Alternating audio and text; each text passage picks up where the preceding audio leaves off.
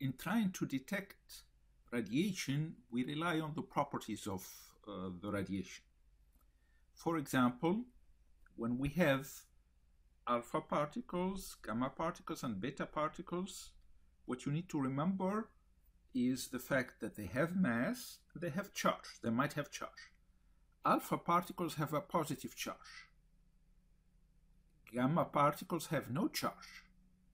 Beta particles can be either negatively charged, that's the regular beta particles or the electrons, or they can be anti-electrons or positrons, and then they will have a positive charge. Let's assume that we have a radiation source here that is generating all of these radiations. Now, if we subject the radiation to a magnetic field, like this one here, pointing into the page, perpendicular to the page. Now, if you use the right-hand rule, remember that your velocity here is in this direction. Remember that the magnetic force QVB perpendicular, gamma, since it does not have a charge, so it will not be affected by the magnetic field. Alpha, if it is a positive charge, using the right-hand rule, fingers pointing towards the screen or into the screen, thumb pointing towards the detector, then you notice that the force, or the palm, is going to be pushing up, and that's why we are going to see the charges deflected this way.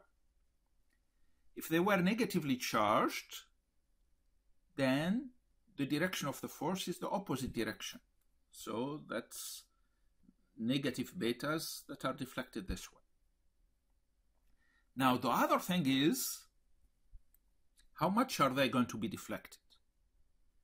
Remember, since the magnetic force is perpendicular to the velocity and perpendicular to the magnetic field, the effect of that force is to make the charge rotate in a circle. And what's the curvature of that circle? It is given by writing the magnetic force as the centripetal force, mv squared over r. Solving for r, mv squared over qvb perpendicular. One of the v's cancels, but you notice here r is proportional to the mass. So the bigger the mass, the bigger the radius. That's why here we see a bigger radius for the alpha particle, which is more massive than the beta particle. Of course, the gamma particle is going to remain undeflected. So these are the principles we can use in trying to detect radiation. One of the most popular detectors is what we call the Geiger counter. It looks somewhat like what we see here in the picture. In principle, what it is, it's a tube, cylindrical metallic tube, like we see it schematically here, and then inside it, in the middle, there will be a wire. Of course, the wire inside is not going to touch the outside, so this is representing the insulator that's protecting it from touching the outside. We subject the wire inside and the shell of the tube to a voltage difference. So in other words, if this is my cylinder and this is the inside, this would be connected to a positive lead and this one would be connected to a negative lead. So they are subject to a voltage difference. And then inside, we place a rarefied gas. Now the effect of the radiation that's going to come in from here is going to excite the atoms of the rarefied gas, producing ions and electrons.